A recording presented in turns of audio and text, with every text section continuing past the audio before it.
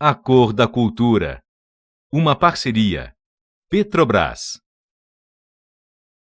CEPIR, MEC, Fundação Cultural Palmares, Cidan, TV Globo e Canal Futura.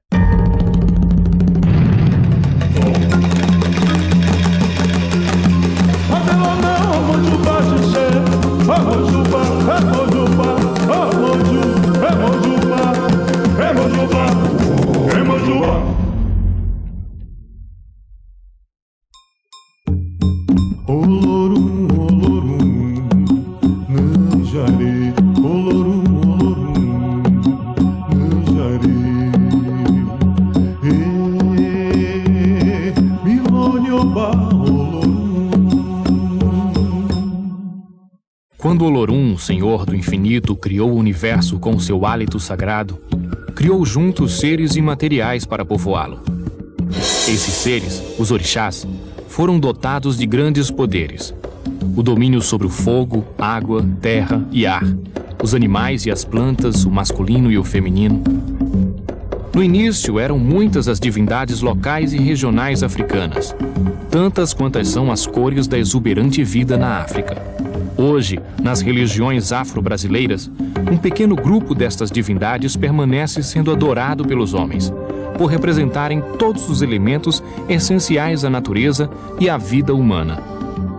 Os povos africanos produziram diversos mitos sobre a criação do mundo, das forças espirituais e dos próprios homens. A necessidade de explicar o mundo em que vivemos é praticamente tão antiga quanto a própria humanidade. Todos os povos antigos renderam culto às poderosas forças da natureza. Chuvas, trovões, mar, ventos, cachoeiras. Quando eu me iniciei, as sextas-feiras era o dia de estudo. E o estudo era diferente. A minha avó de santo se sentava e contava todas aquelas histórias antigas dos orixás, grandes lendas. Na minha época, já tinha livros para passar. E eu fiz da sexta-feira, dentro do axé, o dia de estudo, onde eles aprendem o nosso dialeto, a língua iorubá, a família, quem somos nós, quem são os seus orixás. Se você não conhece a origem do seu orixá, você está cultuando, está se iniciando sem conhecer aquilo que vai ser o seu gerador de energia. Na verdade, são os toquém que abrem o ritual do jeje. São os voduns moças, os voduns jovens, como a Abê, a Verequete, que abre esse ritual todo. E no tambor de Mina é o famoso Eleguebara, o Exu. Quando se canta Barabô, em Barabô, Agomojubá, Alaroi. Então tá pedindo permissão pro dono abrir caminho, tá? É levar aos voduns, aos orixás, para vir pro ritual. E se forma a roda de Alauê. Essa roda de Alauê é iniciada quando se canta esse Barabô, que se difere em 32 cânticos. Que esses cânticos a gente fala da natureza, da vida, da morte, da ressurreição, de tudo que a natureza nos propõe, né? O rio, as águas, a beleza, o amor. Então esse Barabô se compõe em 32 doutrinas. Então a gente louva os voduns e os orixás, que na verdade é a natureza, é o fogo, é o raio, é o trovão, entendeu? É Xangô, é Yansan, é o Ogum, o Senhor do Ferro. Um babalorixá é um sacerdote da religião iorubá, conhecida no Brasil como candomblessista, né? O pai, babá é o pai, que é o proprietário, a pessoa que detém o conhecimento do culto ao orixá, detém o conhecimento de zelar do orixá, da prática do orixá. Um babalorixá se torna, a princípio, a pessoa passa pela fase de abiã. A pessoa quando chega na casa do candomblé, na casa de culto ao orixá, no Ilê Axé, onde recebe o seu primeiro insígnia, que é o fio de conta, que é o Inhanle, que é o Ilequé, onde faz a sua primeira obrigação pré-inicial, vamos dizer assim, e daí vai se adaptando, vai conhecendo, até chegar ao ponto da iniciação, que é o Iaú, né? O Iaú, que é o nascimento, que é a esposa do orixá, a pessoa vai desposar o orixá para iniciar aí o culto ao orixá, né? Daí um aprendizado infinito que nunca se termina de aprender. E após as obrigações gradativas, o conhecimento que vai se adquirindo, e o caminho, o Odu, que é o destino que cada um de nós trazemos, né, e temos livre-arbítrio sobre esse destino. Após as obrigações prontas de 7 anos, a pessoa recebe um axé, onde ele se torna um babalorixá ou uma ialorixá, ou seja, uma pessoa pronta, preparada para iniciar outras pessoas a ser sacerdote nos seus templos, nas suas casas de orixá. Então tem as entidades que são entidades de manifestação, comportamentos muito infantis, né? Onde eu tinha uma relação muito grande com essas entidades, e eu fui crescendo, e um dia eu estava aqui no terreiro e eu comecei a ter a sensação de que eu estava assim voando, alguma coisa estava acontecendo comigo diferente, porque eu estava sentindo que o orixá estava se aproximando, ele já estava próximo de mim, mas eu ainda não tinha manifestado um orixá, e foi aí que eu comecei a perceber, a entrar no universo da religião. Quando eu comecei a sentir que eu estava sendo um orixá, vinha incorporar, e eu fiquei muito feliz. Eu tenho, assim, uma felicidade muito grande de ser iniciada. E quando esse orixá começou a se aproximar de mim e me trazer, né, para a iniciação, eu fiquei muito lisonjeada pela escolha, né? Porque um orixá escolher a gente, isso é muito satisfatório, porque diante dos orixás, nós como matéria, eu sempre me curvo ao orixá e aprendi isso. E aí eu comecei a sentir, e minha mãe, naquela época tinha uma senhora aqui chamada Gilu, minha mãe veio aqui, falou com ela jogou os búzios para mim. Uma importante figura da organização do candomblé é o babalaô, aquele que se dedica ao culto do Ifá. Ifá, também conhecido como Orumilá, é o orixá da adivinhação, o deus iorubá da sabedoria e do conhecimento. Ele usa búzios e caroços de dendê, os iquines, para saber do passado e prever o futuro. É o transmissor da vontade de Olorum, o Deus Supremo. O culto Ifá é um oráculo de adivinação de 256 signos, que ele é de origem do Antigo Egito, emigrou à África, se desenvolveu em África com a trata de escravos, chegou no Brasil e a Cuba, e hoje em dia existe quase no mundo todo, não? O oráculo de Ifá é um oráculo muito certeiro, muito original, que fala passado, presente e futuro de pessoa, país, iniciado. Trata sobretudo da cultura yoruba, sobre os orixás, sobre as energias mar, terra, viento, rio. É o fundamento e a base de lo que vocês conhecem aqui como candomblé.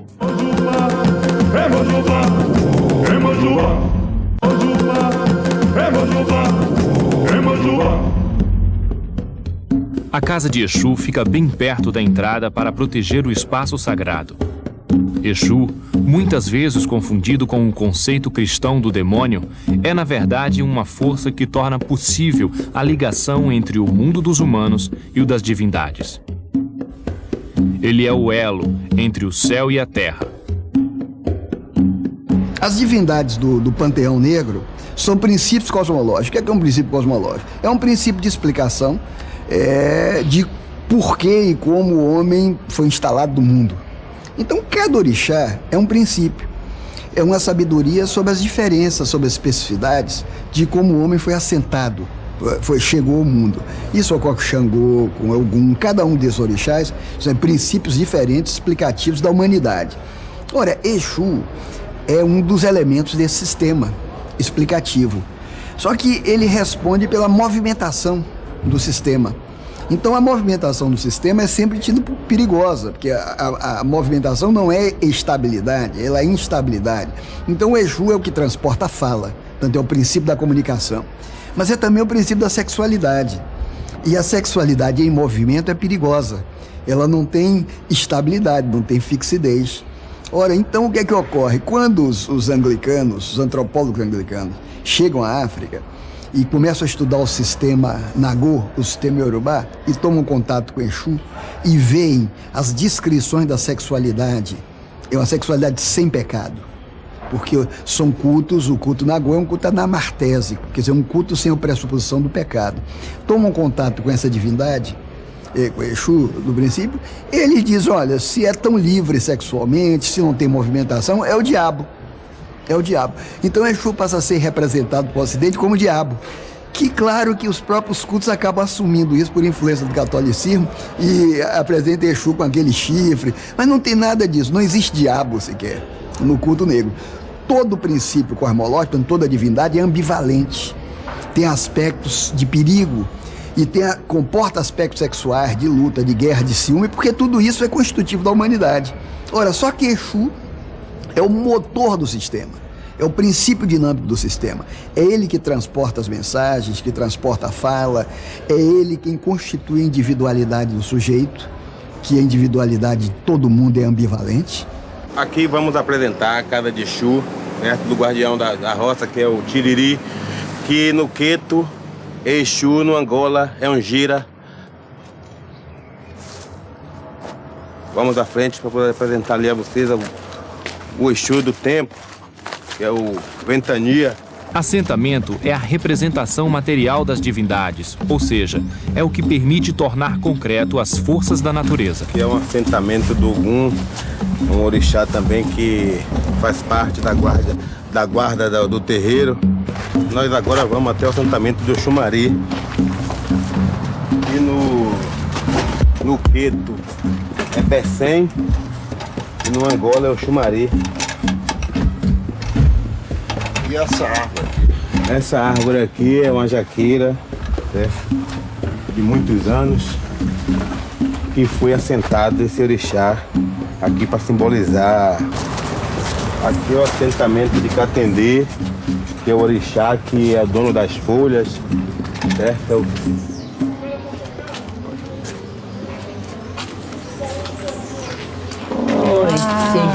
Ô, minha filha, que Iemanjá lhe abençoe.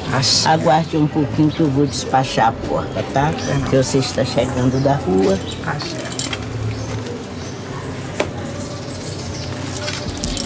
Entre, por favor. Oi.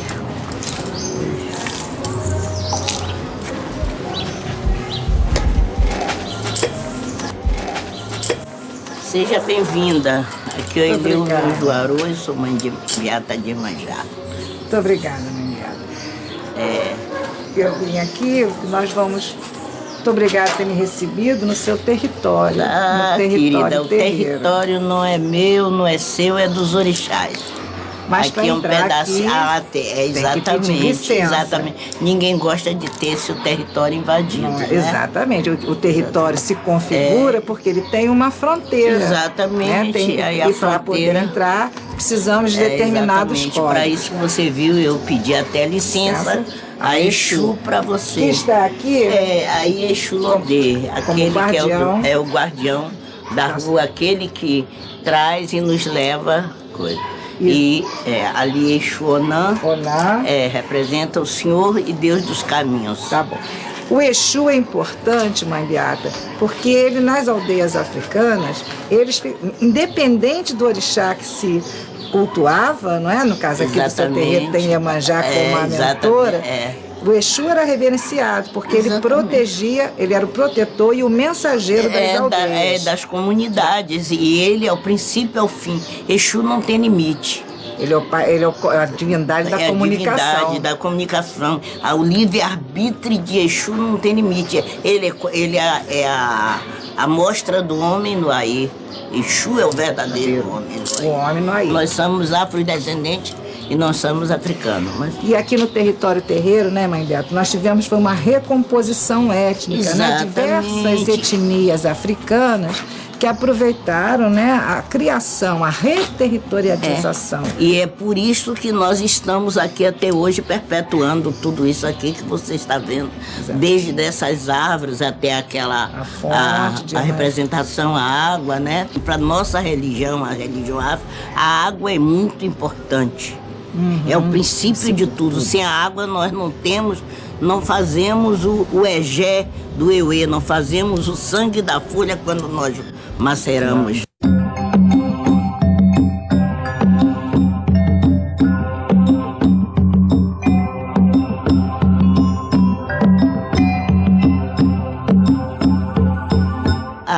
Axé é força, axé é cidadania, axé é amor, axé. Axé é força, é vitalidade, é compreensão, é a pessoa amar o seu irmão para poder ser amado. Axé é construção. Axé é isso, é na hora que a gente vai fazer sem ver. Que eu sou beata de Iemanjá, mulher com 50 anos e 74 anos, na hora de fazer um ebó para um iaú, um iniciante, botar o meu pé no chão, tirar o meu pano da cabeça para fazer o encontro do Aê com o Urum para captar energia para passar para você. Isto é que eu vejo que é o axé. Aí, ó, o lobo, o gato, isso também é axé, o grito, a vida. É a vida, sabe o que é isso? É a vida. Se é axé, o gato está no cio, a multiplicação, isso também é axé.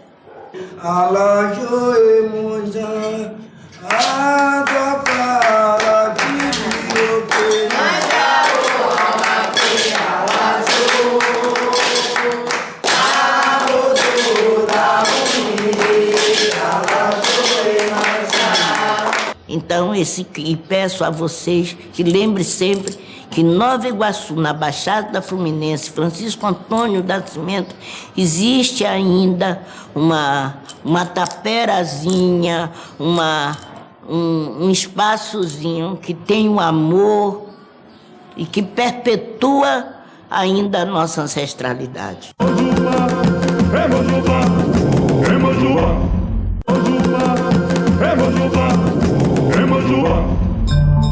No Recife, o pioneiro teria sido o terreiro de Paiadão, aberto em 1893.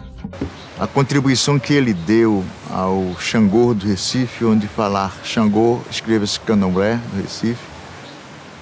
Ele foi criado com Ifati Nuqué, uma negra africana que veio de Oió, na década de 870, por aí assim. Foram criados 3 irmãos de criação, 3 filhos de criação, o Quirino, o Leó e o Adão. E o Adão superou os 2 e assumiu a casa com o falecimento da tia Inês, que foi a Ifati Nuqué, a criadora do terreiro, o terreiro de Iemanjá Ogunté. E pelo que eu encontro hoje, e isso já foi dito por Gilberto Freire em um dos seus trabalhos, Paiadão tornou-se uma figura respeitadíssima, até com as religiões, até com a religião católica ele foi respeitado, mas com políticos, com pessoas da sociedade. Gilberto Freire diz em um dos seus trabalhos que muitas pessoas, ricas ou pobres, passavam pelo terreiro para tomar benção a Paiadão, porque sabia que era um dia abençoado. O grande trabalho de Adão foi juntar filhos e netos e filhos de santo para cantarem a língua iorubá, ensaiarem a língua iorubá, para não perder aquilo que a africana deixou. Depois que ele criou um conjunto que as pessoas já estavam preparadas, ele saiu de terreiro em terreiro, cantando iorubá. Quando ele chegava, muita gente corria, Pai de Santo Novo se escondia. Chegou Adão, era uma coisa assim, né? E o pessoal, não, chegou o Paiadão, então sai do salão, ninguém canta aqui, deixa ele cantar. A tradição Jeje no Brasil teria começado por volta de 1790, quando Agotimé, uma rainha-mãe do antigo Daomé, chegou ao Brasil como escrava. As nossas raízes do Maranhão vêm de Nagô e de Jeja. As nossas famílias são Daomé. Nossa linhagem é toda africana. No Maranhão, nós somos quase igual com a Bahia. Nós temos 9 famílias africanas. E a Bahia tem 6. Para nós aqui, quem distribuiu filhos, que fez filho, foi Nagô. Não foi nem tanto a casa de Jeja, que hoje é a casa das minas, é a casa-mãe. E Nagô também é a casa-mãe. Mas toda a nossa linhagem, no Maranhão todo, vem de Nagô. A grande diferença entre essas 2 tradições africanas, porque os Nagô vieram de Abelcutá e o Jeje do Daomé. Mas aqui dentro do Maranhão teve essa miscigenação desses dois grupos que se ajuntaram, tá? E formaram o legítimo tambor de mina próprio do Maranhão. E os voduns, na verdade, são divindades dalmeanas, da realeza, né, de Abomey, tá? Trazida por negros como Nangotimê, tá? E regida hoje na casa de Jeje, a única casa tradicional Jejifon no Maranhão ou até no Brasil todo, se está hoje aqui dentro do Maranhão. E temos a casa matriarcal, que é a casa de Nagô Abeokutá, tá? Que é uma casa filiada também da casa de Jeje, que saiu, que se predomina o tambor de mina com os orixás e voduns, que chamamos de Nagô Vodum. Mas, na verdade, o tambor de mina Nagô, ele é regido pela roda de Alauê. Se abre com o barabô, chamando Exu. Exu é mencionado dentro do Nagô, do tambor de mina. Enquanto dentro do Jeje, ele não é mencionado. Se difere por algumas tradições.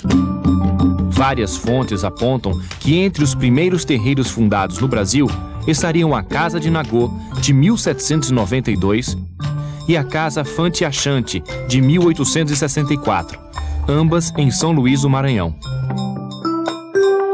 O trabalho de vocês trata-se de Mojubá, né? E então, nesse momento eu posso dizer Mojubaré todo bodele caleca, para que eu possa conversar, entrar dentro dessa situação. E essa casa, que é a Casa Fante Achante, onde eu sou o zelador, ela tem uma história. Eu fui iniciado no terreiro do Egito, e o seu nome de origem mesmo é Ile Niame, é aqui interior da ilha, que é paralelo ali com o Porto do Itaqui, que foi um terreiro fundado em 1864, no dia 12 de dezembro, por uma africana que era de Kumasi, na antiga Costa do Ouro, hoje República de Gana. Chamava-se Massinoko Alapong. E aqui no Brasil ela recebeu o nome, foi batizada, disse que até dentro do navio, né, com o nome de Basília Sofia. Então ele abriu esse terreiro aqui e tal, chefiou mais ou menos umas 4 décadas e pouco. Aí veio a segunda pessoa, a sucessora, que chamava-se Maria Pia dos Santos Lagos. Essa veio ser a minha iniciadora. Tinha como Oruncó e Ayacovonuncó. E essa senhora foi que me recebeu em 1944, quando bolei no santo. E eu passei recrutando todo esse tempo, até 1950, foi a minha feitoria. Em 1957, eu casei. Antes de casar, tive que passar por outro processo de obrigação, até que era para poder pedir licença às divindades, etc. e tal. Casei em 57, em 58, abri essa casa, como filial saída do terreiro do Egito, né? Alauetó, Alauetó, Vodu Mahi, Sabuble, Vodum Lacé, Taibó, Vodum Agelu, Arrumé, Aido.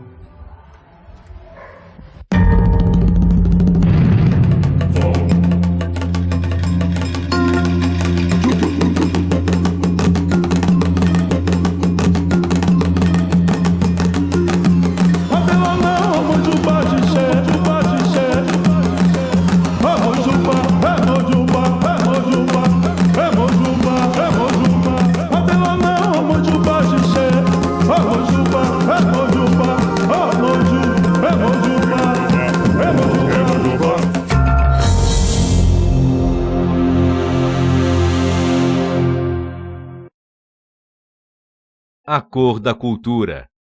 Uma parceria. Petrobras. CEPIR, MEC, Fundação Cultural Palmares, Cidan, TV Globo e Canal Futura.